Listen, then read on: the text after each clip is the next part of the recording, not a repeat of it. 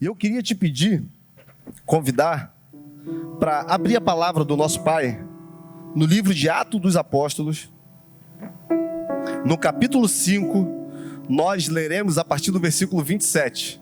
Atos 5, 27.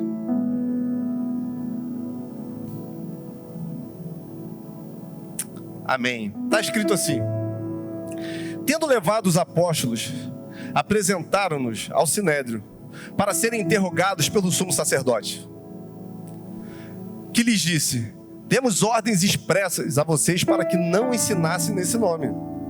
Todavia, vocês encheram Jerusalém com a sua doutrina e nos querem tornar culpados pelo sangue desse homem.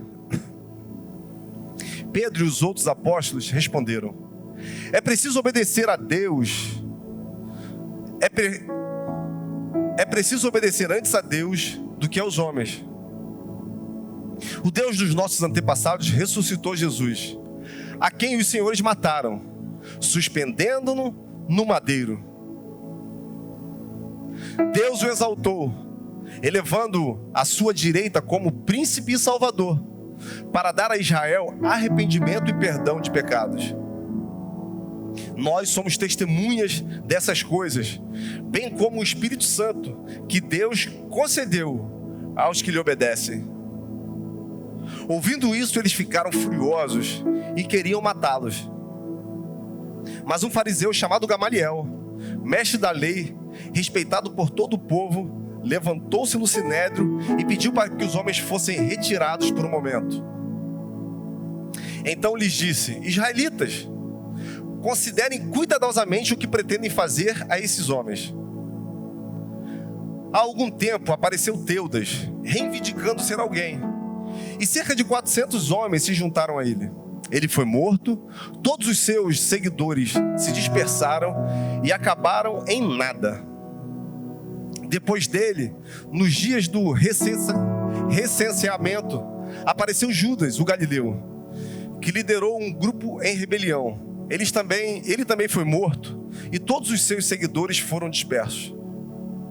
Portanto, nesse caso eu os aconselho: deixem esses homens em paz, soltem-nos. Se o propósito ou a atividade deles for de origem humana, fracassará. Se proceder de Deus, vocês não serão capazes de impedi-los, pois se acharão lutando contra Deus. Eles foram convencidos pelo discurso de Gamaliel. Chamaram os discípulos e mandaram açoitá-los.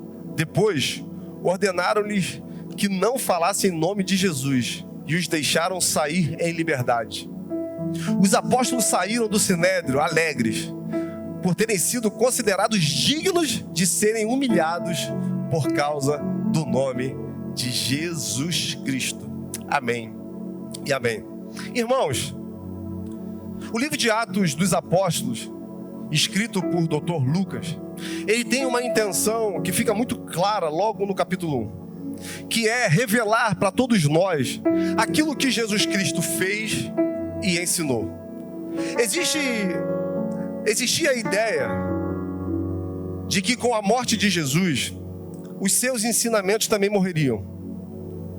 Toda a Bíblia vai apontar em uma direção: a vinda do Messias. E naquele tempo, alguns homens se levantaram buscando para si esse título. Israel aguardava a vinda do libertador.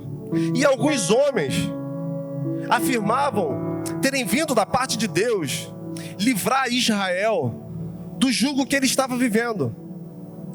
Nesse caso, Gamaliel, que é o mesmo homem que discipulou o apóstolo Paulo, ele fala sobre dois homens. O primeiro, Teudas.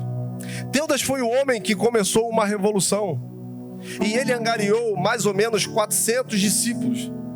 Ele se dizia um Messias advindo, e ele tentou causar uma rebelião. Flávio Joséfo, no livro A História dos Hebreus, vai contar sobre um Teudas que ele dizia ser capaz de abrir o Rio Jordão. Ele chama alguns discípulos e ele vai em direção ao Rio Jordão. E quando chega em um determinado momento, alguns homens, alguns soldados do procurador Fadur, ele intercepta essa caminhada, mata Teudas decapitado, e ali os seus ensinamentos começam a perder força. Historicamente, nós não podemos afirmar que esse Teudas que Flávio Josefo está falando é o mesmo Teudas que Gamaliel está narrando aqui para os discípulos. O fato é que logo depois se levanta um homem chamado Judas da Galileia, e ele tenta uma revolução armada.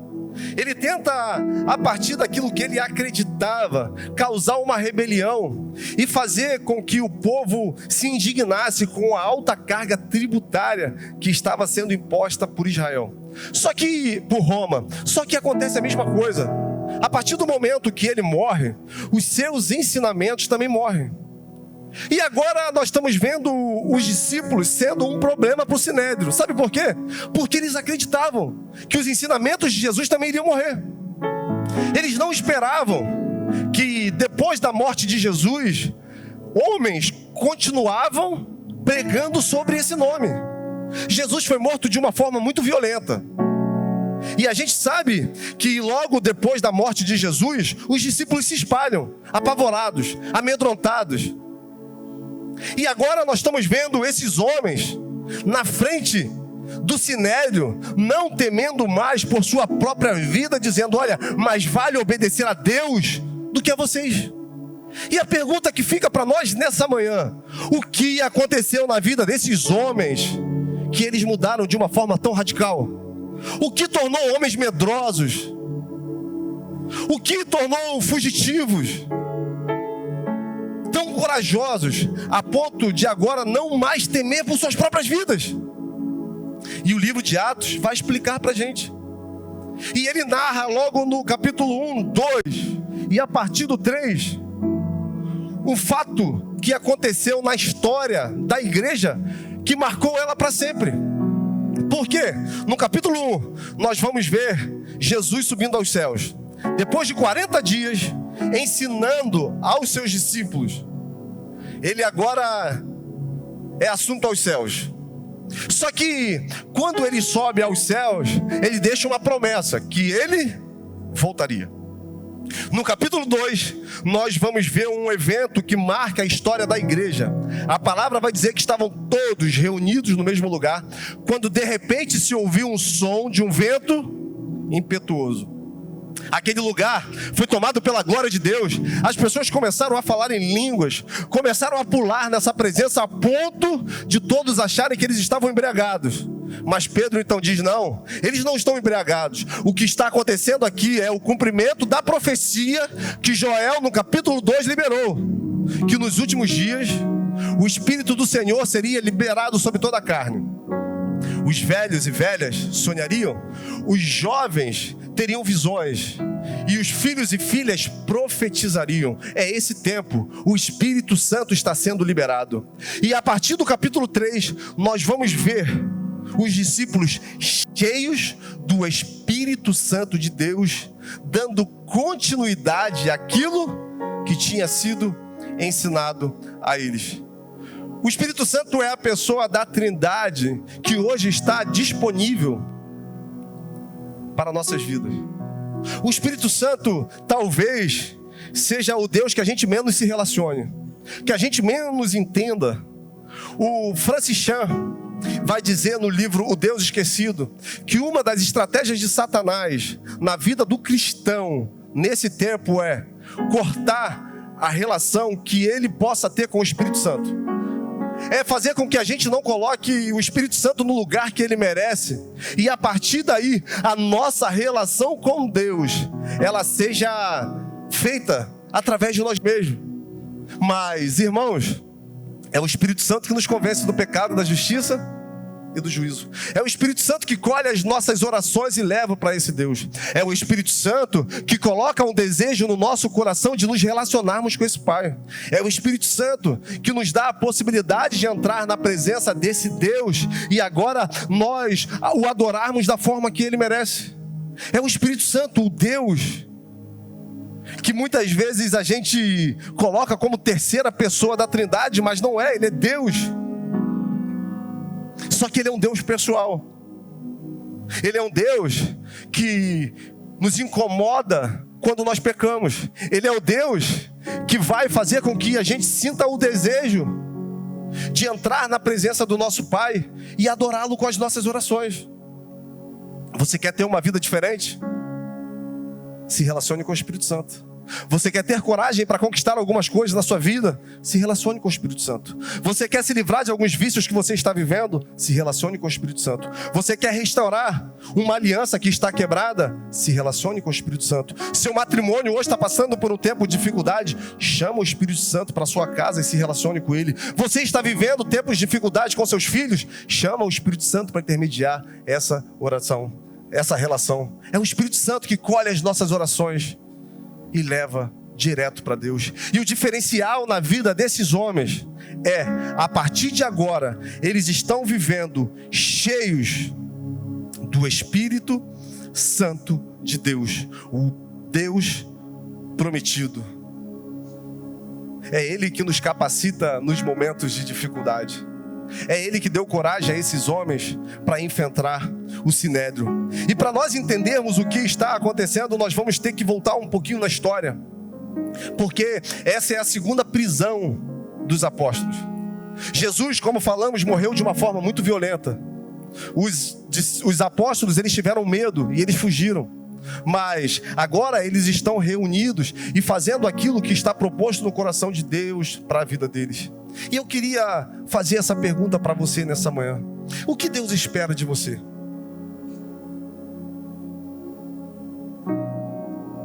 O que Deus deseja que você faça? Como você pode se engajar com o que Deus está fazendo nesse tempo? E uma segunda pergunta seria: como começar? É interessante porque a maioria das pessoas que a gente pergunta o que Deus espera de você, elas, de uma forma muito intencional, vão afirmar que o que Deus espera que eu faça está relacionado a um talento que eu tenho. Se eu tenho aptidão pela música, Deus espera que eu toque. Se eu tenho, de repente, aptidão para a palavra, Deus quer que eu pregue. Se eu sou uma pessoa sensibilizada em amor, Deus quer que eu ame. Mas tudo isso é resultado de uma relação com Ele. Existe primeiro o desejo no coração de Deus que você se relacione com Ele. E a partir dessa relação você vai começar a fazer as coisas para Ele. Muitas vezes nós nos enganamos e por isso nos frustramos, porque nós acreditamos que aquilo que nós fazemos para Deus é mais importante do que aquilo que nós estamos nos tornando nessa caminhada cristã. Existe um desejo no coração de Deus que você entenda que Ele é suficiente, que Ele é tudo o que você precisa. Você foi chamado para ser um mensageiro dessa verdade. Você foi iluminado sobre quem é Jesus, para a partir de agora as pessoas ao seu redor serem iluminadas. Você é um farol. Jesus vai dizer que você é o sal da terra. Você é a luz do mundo. As pessoas têm que olhar para nós e ver o brilho da glória de Deus. A primeira coisa que nós fomos chamados para fazer é resplandecer a graça de Deus para as vidas que ainda estão em trevas. E a partir dessa relação, nós vamos trabalhar, nós vamos servir, nós vamos ser voluntários. Tudo que nós fazemos tem que ser reflexo daquilo que nós vivemos. E isso é incrível, porque quando eu entendo isso, toda minha mão de obra, tudo aquilo que eu faço fica tão mais suave, tão mais leve, tão mais gostosa. E é isso que os discípulos estão fazendo. A palavra vai dizer que Pedro e João, eles vão até o pátio do templo orar. Eram 3 horas da tarde, de repente no caminho eles encontram um homem que era coxo de nascença, um homem que era paralítico de nascença. E aquele homem estava ali porque aquele lugar era um lugar muito lucrativo para ele. Todos os dias milhares de pessoas passavam por ali e jogavam esmolas e abençoavam a ele. Só que abençoavam para se sentir bem, abençoavam para mostrar para os outros aquilo que estavam fazendo. Afinal, isso era o que os fariseus faziam. E quando aquele homem vê Pedro e João passar, ele pede uma esmola. E, irmãos, ele não imaginava que aquele dia mudaria a vida dele para sempre. Ele não imaginava que ao pedir esmola àqueles homens, tudo aquilo que ele precisava seria oferecido. E sabe o que aquele homem precisava? Não era andar de novo. Aquele homem precisava de Jesus Cristo. Pedro, então, movido com ousadia e autoridade, diz, eu não tenho prata nem ouro, mas tudo que eu tenho, eu te dou. Levanta e perceba que o milagre é reflexo daquilo que aqueles homens carregavam. Eles sabiam que eles não tinham valores, mas eles tinham algo muito poderoso, que era o próprio Jesus Cristo. E no mesmo momento, aquele homem foi curado. E a palavra vai dizer que os seus tornozelos voltaram para o lugar e ele pulou. Só que aquele homem, ele estava 40 anos aprisionado a uma paralisia. E muitos de nós carregamos paralisias na nossa alma. Muitos de nós carregamos coisas que nos limitam, nos impedem a viver tudo que Deus tem, porque estamos presos a um lugar que nos machucou, estamos presos a um líder que nos machucou, estamos presos a um pastor que nos machucou, estamos presos a uma traição, a uma rejeição, e isso nos paralisa. E a pergunta que eu tenho para você nessa manhã: o que tem te paralisado? O que tem te impedido de viver tudo aquilo que Deus tem? Tudo aquilo que Deus quer? Porque se você não resolver isso, provavelmente você vai tardar tudo que Deus tem para fazer na sua história. Você vai continuar ouvindo palavras, você vai continuar vendo a manifestação do Espírito Santo, mas vai acontecer sempre na vida de pessoas. E você vai ficar no mesmo lugar. O que tem te paralisado? O que fizeram com você que te marcou tão profundamente, que você jogou uma âncora naquele lugar e você não pode mais ir adiante porque você está preso? Aquele homem estava preso a uma paralisia. Mas a partir do momento que ele teve um encontro com Jesus, a vida dele foi restaurada. E nessa manhã, eu tenho certeza que Jesus Cristo trouxe algumas pessoas aqui para que essa paralisia na alma seja mandada para bem longe. E aí, aquele homem ficou totalmente extasiado com o que aconteceu.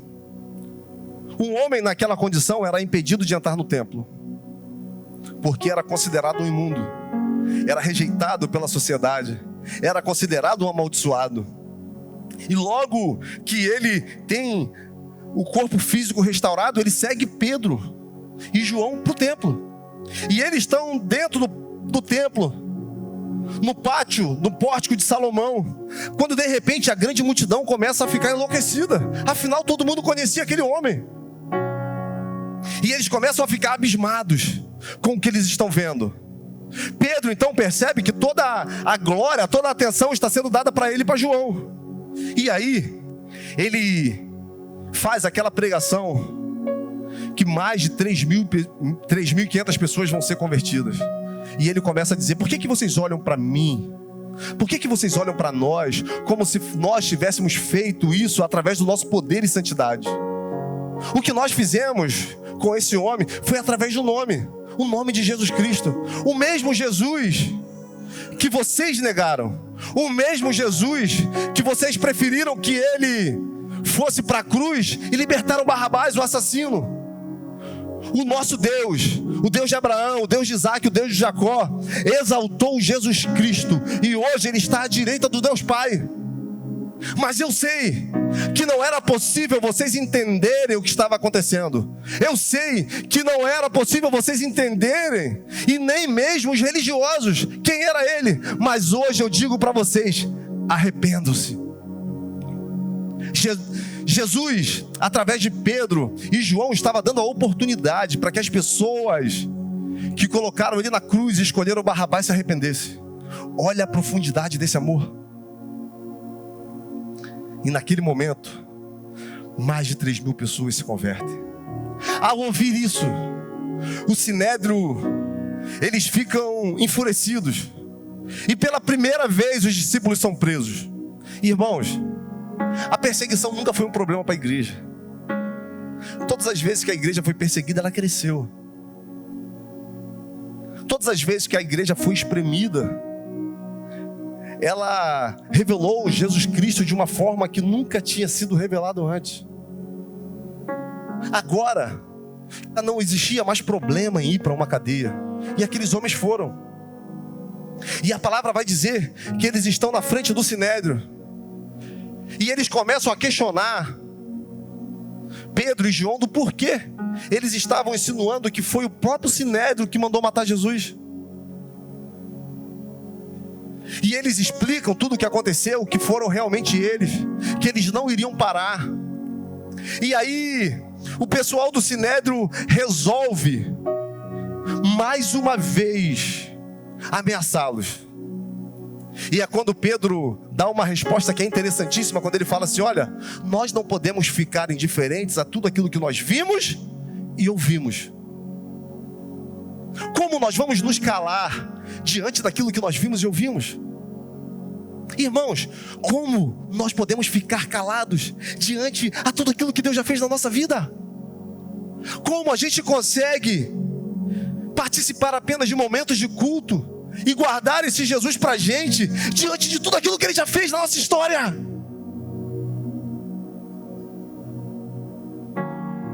O que você viu?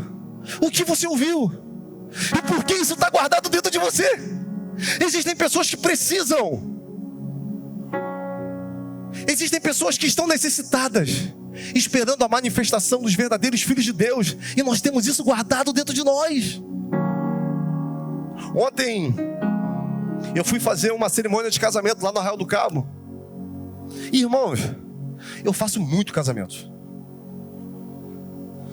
E aí foi interessante porque eu marquei, os noivos não eram daqui, eles são de BH. E cara, um casal bonito, pra caramba. E é interessante porque eu comecei a falar, né, sobre a cerimônia, e a menina me interrompeu e falou assim: pastor, eu só quero te pedir uma coisa.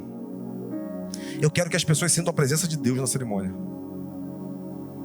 Aí eu falei: então deixa comigo. E ela começou a falar um pouquinho da história deles. Ele, um professor de academia, e ela começa a frequentar a academia, conhecem ele, e de repente eles começam a morar juntos. E dentro desse trajeto ela conhece Jesus Cristo. Irmãos, quando ela conheceu Jesus, ela se apaixonou. E ela falou que ela entregou a vida a Jesus, mas de uma forma tão intensa, tão profunda, que a primeira coisa que ela fez foi sair de casa. Porque ela não queria mais ter relação com ele. Ela estava disposta a fazer o que fosse preciso para que a vida dela com o Senhor continuasse intacta. E ela se batizou. E ela começou a orar, e ela começou a pedir pela vida dele. E de repente, ao ver esse movimento dela, o cara começou a ficar curioso sobre quem é esse Jesus. E ela explicou quem é Jesus para ele. E através das escolhas dela, ela revelou um Jesus que ele não conhecia. E ele é um cara louro, estilo Robson, assim, bonitão. Robson é mais bonito, né? E ele se apaixonou. E ele entregou a vida para Jesus. E agora eles se planejaram, e ontem, no altar, e ela falou: pastor, eu quero sentir a presença de Deus, e eu quero cear junto com meu marido pela primeira vez. E eu quero que as pessoas ali saibam que a gente está nesse altar é porque Deus encontrou as nossas vidas. Eu falei: meu Deus, esse casal é imparável. Esse casal entendeu o que é o evangelho. E aí, eu chego lá, fico assim naquele meu cantinho, né, esperando para ver o que vai acontecer. Os louvores que ela escolheu, ela entrou com aquela música Yeshua. Eu tive que entrar com a Bíblia. ouvindo aquela canção, mais perto do monte. Aí depois das horas da aliança, que a bênção te acompanhe até 1000 gerações. A mãe da menina não parava de chorar. E aí, eu fui depois conversar com ela. E ela virou e falou assim: você não sabe o que você fez hoje nesse lugar. Aí eu falei: não fiz nada, eu só... Ela: você não sabe como Deus te usou. E Deus não te usou antes do casamento, não. Deus te usou quando você chegou aqui. De todo mundo que estava lá, tinha um garoto que estava no canto. E eu fui conversar com esse garoto. E eu vi um garoto todo tatuado. E eu comecei a conversar com ele. E ali eu senti de contar minha experiência com Deus para aquele jovem. Dentro de uma boate, totalmente embriagado, eu ouço uma voz e eu renovo todas as coisas. E eu comecei a falar sobre esse Jesus. E eu achando que ele era crente, porque aquele ambiente. E de repente vem a mãe dele. E a mãe dele começa eu a falar as coisas. E ela: glória a Deus, glória a Deus, glória a Deus. Até que ele virou e falou assim: você apresentou para mim um Jesus tão leve, um Jesus tão gostoso de servir. E ela falou: olha, eu tenho certeza que Deus te usou para mudar a vida do meu filho, porque ali você conseguiu mostrar para ele um Jesus que a gente tenta há anos e nunca consegue. Só que a glória não é nossa, a honra não é nossa. A única coisa que eu estava fazendo era, sabe o quê? Falando aquilo que eu vi e ouvi. Muitas vezes nós achamos que pregar sobre Jesus é contar histórias da Bíblia. Nós achamos que temos que ter todos os versículos decorados. E agora eu vou começar a pregar e as pessoas serão convertidas. Ei, conta para ele, conta para as pessoas aquilo que ele fez na sua história. Conta quem você era e quem você é hoje a partir do momento que você teve um encontro com ele. Fala para as pessoas aquilo que ele fez na sua vida. Existem pessoas que estão te observando mesmo que você não perceba. Não fale sobre um Deus de longe. Fale sobre um Deus de perto. Um Deus que está acessível. Um Deus que ama. Um Deus que quer atrair para perto. E era isso que esses homens estavam fazendo. E uma revolução estava acontecendo em Jerusalém. Só que o Sinédrio não podia fazer nada com eles nessa primeira prisão. Por quê? Porque tinha um homem que estava em pé. Há mais de 40 anos ele era um aleijado. Então, como açoitar? Como mandar prender? O que fazer agora? Era nítido que aqueles homens estavam sendo movidos por Deus. Então, o Sinédrio fala para que eles não divulguem mais o nome de Jesus, e mesmo assim eles resolvem prender. E essa prisão é a primeira prisão que eles vivem. E a palavra vai dizer que quando da meia-noite, um anjo abre a porta da cela e mande que eles voltem para o mesmo lugar e façam a mesma coisa. Irmãos, muitas vezes nós queremos fugir do lugar que nos causa dor. Muitas vezes nós queremos ir para longe daquilo que nos marca, que nos machuca.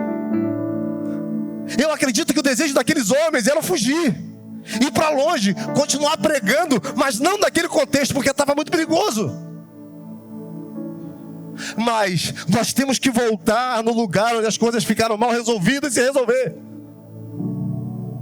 Nós temos que ter a capacidade de ir naquele lugar onde a âncora está e tirar essa âncora do lugar, para que as pessoas que nos feriram sejam livres, e principalmente para que a gente também seja livre em Deus. Algumas pessoas nós temos que voltar e pedir perdão. Eu já falei aqui algumas vezes, quando eu tive um encontro com Jesus, eu estava praticamente há 4 anos sem falar com meu pai. E diante desse encontro que eu tive, eu me apaixonei tanto que eu falei: olha Deus, eu quero conhecer Jesus, mas eu não quero conhecer um Jesus que todo mundo conhece. Eu não quero um Jesus que as pessoas pregam. Eu quero conhecer um Jesus à luz da palavra e o que se revele para mim. E irmãos, eu orava, eu buscava, eu jejuava e nada acontecia. Até que um dia, indo para o 2º distrito dar aula, no caminho eu ouvi uma voz dizer para mim: você quer conhecer Jesus? Liga para o seu pai e pede perdão.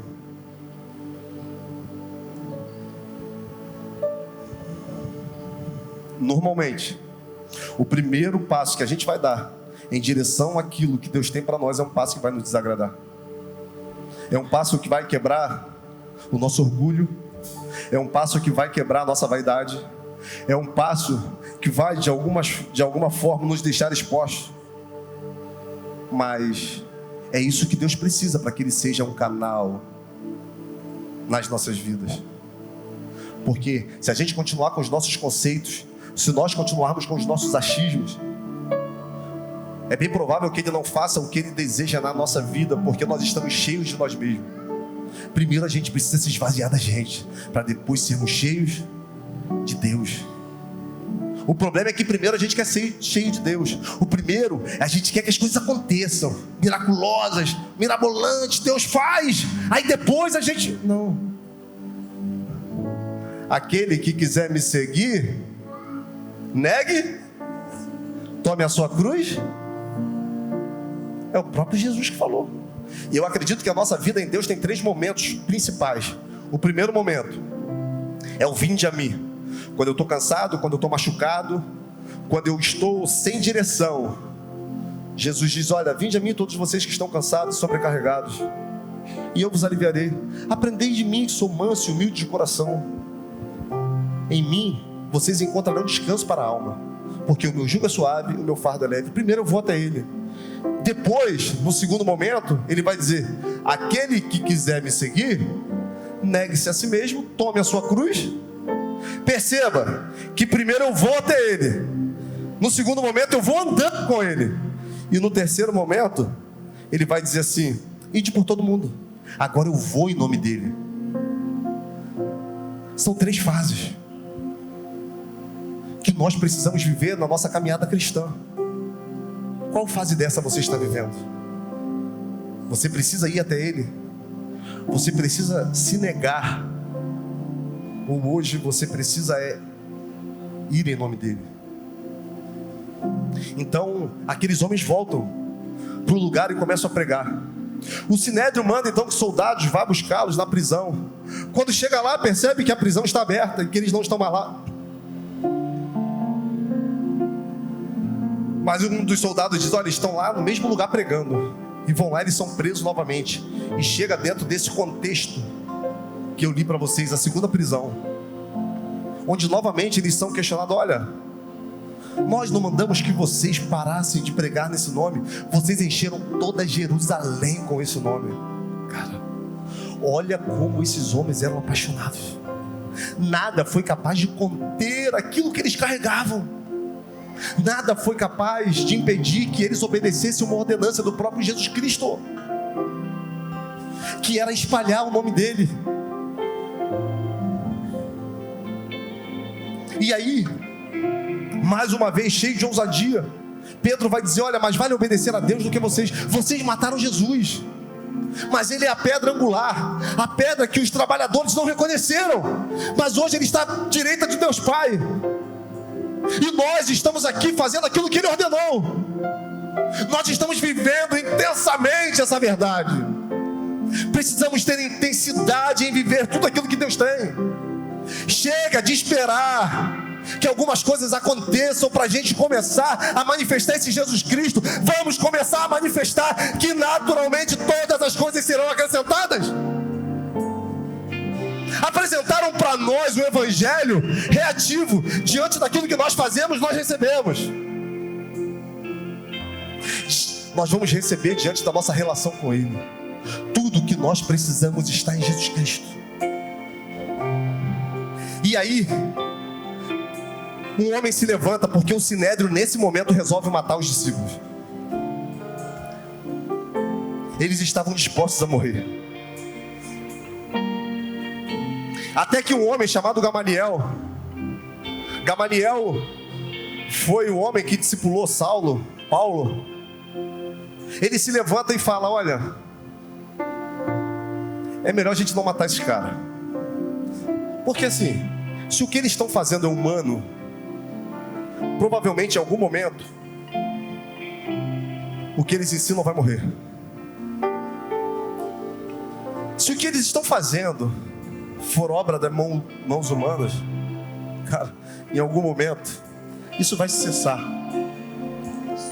Mas pode ser que o que esses homens estejam fazendo é a vontade de Deus, e nós vamos nos pegar lutando contra a vontade de Deus. Essa é a maior garantia que nós temos, quando nós estamos fazendo a vontade de Deus, não a nossa. Quem tentar lutar contra aquilo que nós estamos fazendo vai estar lutando contra o próprio Deus. Diante dessa sugestão, aqueles homens resolvem soltar os discípulos, mas antes eles recebem açoite. Irmãos, a palavra vai dizer que eles saem de lá comemorando, porque eles não eram dignos de apanhar, eles não eram dignos de serem perseguidos por causa de Jesus Cristo. E nós vivemos buscando a aceitação de todo mundo, nós queremos que todo mundo nos aceite, e nós esquecemos de agradar a quem realmente importa, que é Jesus Cristo.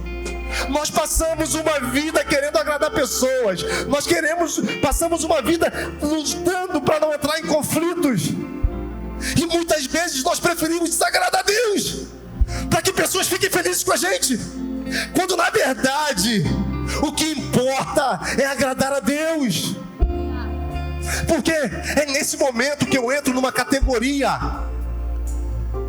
é nesse momento que eu entro em um lugar que está disponível para muito poucos. Mateus capítulo 5, Jesus no Sermão da Montanha, ele começa a falar sobre as bem-aventuranças. Ele diz: olha, bem-aventurados são vocês quando forem perseguidos, caluniados, por causa da justiça, por amor a meu nome. Grande é o vosso galardão. Foi assim também com os profetas antes de vocês. Cara, Jesus nos coloca em uma categoria, na mesma categoria de Pedro, de Paulo.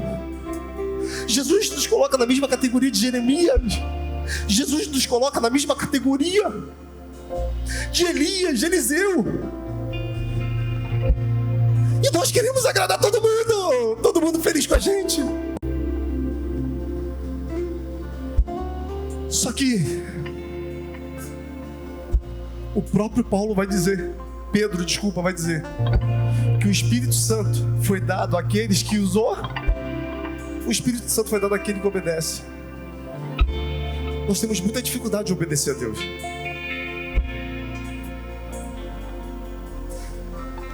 Um dos versículos que mais me marcam na Bíblia está em João, no capítulo 14, que diz assim: aquele que tem os meus mandamentos e obedece, é esse que me ama. E aquele que me ama, eu amarei, e ele será amado pelo meu Pai. E eu me revelarei a ele. Um caminho para a gente viver tudo que Deus tem para nós. Você quer viver tudo que Deus tem para você? Obedece a ele, cara. Milagre é uma intervenção momentânea de Jesus. O paralítico estava lá, Jesus interviu, ele começou a andar, teve o corpo restaurado. Mas a promessa é um caminho de obediência. E muitas vezes nós achamos que nós vamos conquistar a promessa com os nossos próprios esforços. Muitas vezes nós achamos que com a nossa força e coragem. Nós não vamos conseguir, irmãos, se nós não tivermos na nossa vida o Espírito Santo de Deus. Deus vira para Josué e fala assim, ó: ser forte e corajoso. Não fala? E o que ele fala depois? Para você cumprir tudo que eu prometi a Abraão. Não é para que ele conquistasse, é para que as palavras que foram prometidas a Abraão se tornassem reais na vida dele. Ei, seja forte e corajoso para ele cumprir na sua vida tudo que ele já liberou. Existe o desejo no coração de Deus de atrair uma igreja para mais perto. Uma igreja que é também uma noiva ataviada, uma noiva preparada. E enquanto nós estávamos naquele momento ali de cerimônia, e todos os louvores que tocavam, aquele casal começava a levantar as mãos e começava a adorar. Chegou um momento que a presença foi tão forte que os músicos começaram a chorar. E eu aqui, ó, chupando cana. E daqui a pouco eu também não aguentei. Eu falei, Deus, é isso. São corações contritos e quebrantados atraindo a sua presença para o meio do povo. E é isso que Ele quer fazer com você, cara. É isso que Ele quer fazer na sua história. Isso está totalmente disponível. E eu queria te convidar a ficar de pé. Eu ouvi um músico fazer o seguinte questionamento: o que é que esses homens viram? O que é que Paulo viu que trocou a sua vida, a sua carreira, e no final foi decapitado? O que os discípulos viram para um ser cerrado ao meio, outro ser decapitado, outro ser escalpelado? O que esses homens viram para preferir morrer do que negar esse Jesus? Nero, o louco, ele pegava cristãos, enchia esses homens de cera, e na rua do seu palácio ele colocava esses homens de braços abertos, crucificados, e ateava fogo, e eles eram como tochas. Ele pegava homens, mulheres, crianças e lançava no Coliseu, na cova com leões. O que esses homens viram? Eles preferiam perder a vida do que perder Cristo, porque para todos eles era dada uma opção: você não quer morrer? É só negar. Todo mundo, à luz da Bíblia, que morreu por amor ao nome de Jesus, ele teve a opção de negar, sabia? O próprio Jesus. Você afirma ser realmente o Filho de Deus? Vocês que estão dizendo. Para todos esses homens foi dado o direito de negar e ter uma vida comum. Só que eles preferiram ir até o final e morrer sabendo que a vida não termina aqui. Existe um lugar que foi preparado para nós. Existe um lugar que foi preparado para a igreja. Eu lembro que alguns anos atrás, você vai lembrar disso, alguns homens foram martirizados numa beira de uma praia, e eles estavam com um jaleco laranja, e eles estavam ajoelhados, e vinham homens e cortavam o pescoço deles. Vocês lembram disso? Eu ouvi o testemunho de uma família, de um deles, de 2 irmãos que morreram ali por amor a Jesus. E a mãe daqueles homens falou assim: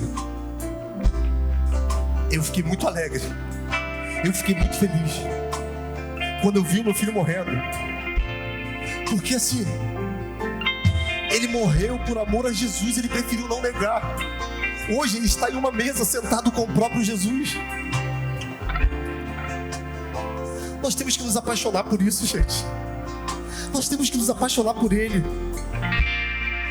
Nós temos que entregar, gastar a nossa vida nele, porque o que nós estamos vivendo aqui é apenas uma vírgula na história.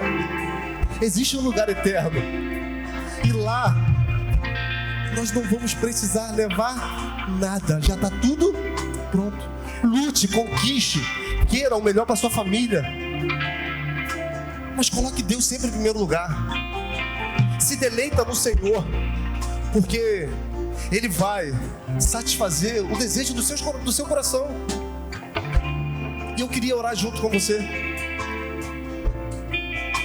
Você que pode, feche seus olhos. Nós estamos com o tempo mais que esgotado. Paizinho lindo, muito obrigado, Deus. Muito obrigado porque o Senhor tem nos chamado para mais perto de Ti. Existe um desejo no seu coração de se revelar para nós. Que nós possamos ter uma visão clara do que o Senhor está querendo para cada um de nós nesse tempo. Que a nossa cobiça, que os nossos desejos não seja maior do que a vontade de viver o Seu reino, Pai. Que as nossas distrações não permitam que essa vida passe sem que a gente viva tudo aquilo que o Senhor tem para nós. Ah, Deus, desperta corações nessa manhã. Que o Senhor encontre nessa manhã homens e mulheres apaixonados, dispostos a viver intensamente essa verdade. Ah, Deus, coloque em nós um coração igual ao Seu. Esquadrinha a nossa alma, e tudo aquilo que tem nos roubado de Ti, que seja retirado agora em nome de Jesus. Nos dê condições, Pai. Nos atraia para perto de Ti, para que a gente possa viver uma vida onde o Seu reino se manifeste através de nós. Assim como o Senhor encheu a mente, o coração desses homens, enche as nossas mentes, enche os nossos corações. E que os nossos passos sejam reflexos daquilo que nós temos visto o Senhor fazer. Nos leve para nossa casa na Sua paz. Que nós possamos ter um domingo abençoado na Sua presença. Que os nossos celeiros sejam sempre fartos. Que onde nós colocarmos as nossas mãos prosperem. Onde nós pisarmos os nossos pés, ali o Senhor seja conosco. Que a Sua graça, que é melhor do que qualquer coisa que nós possamos experimentar, seja uma constante na nossa vida, não só hoje, mas eternamente. E eu oro em nome de Jesus. Você que pode, aplauda ao Senhor. Vai em paz, que Deus te abençoe muito.